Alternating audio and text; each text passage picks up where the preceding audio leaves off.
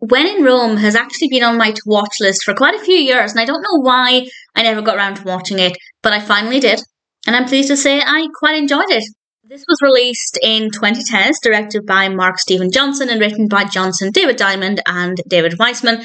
And we have a cast including Kristen Bell, Josh Duhamel, I apologise if I mispronounced that. We also have Danny DeVito, which is exciting, Will Arnett, Anjelica Huston. Great cast. Pretty interesting story. This is about Beth, played by Kristen Bell. And she goes to Rome for her sister's wedding. And she's not exactly happy with her love life or lack thereof, and she ends up fiddling with the coins in the fountain.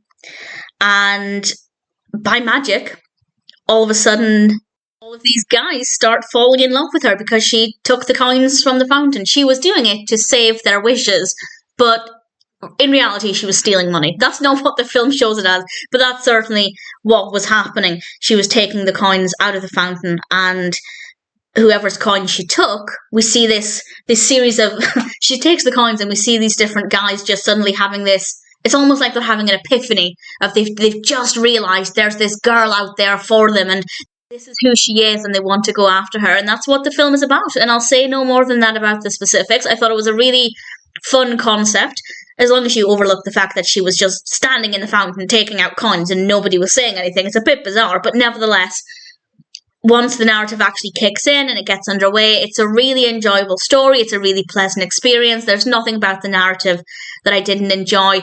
It works because we have a lot of different personalities. And I think that it also really helps to show that a lot of people are making wishes on their love lives, and a lot of people are in situations where they wish they had their one true love. So if you are in that situation, because one of the difficult things about watching rom-coms is that everybody's happy in love. And if you're not, it can feel a little deflating. But here we have a whole bunch of characters who have made wishes on that very subject. So it helps to make it seem like actually it's quite a common situation, which is quite nice. And the characters are really interesting. I really liked Danny DeVito's character, which doesn't surprise me. He was, his character was decent. Very well written characters across the board. Beth is a likeable protagonist. Absolutely no issues there. And of course, the big question is, will she find her true love by the end of the film? Will one of the suitors be the one she's meant to be with? And of course, I'm not going to answer that question, but I was keen to find out. I enjoyed the experience, and ultimately, I had fun with this.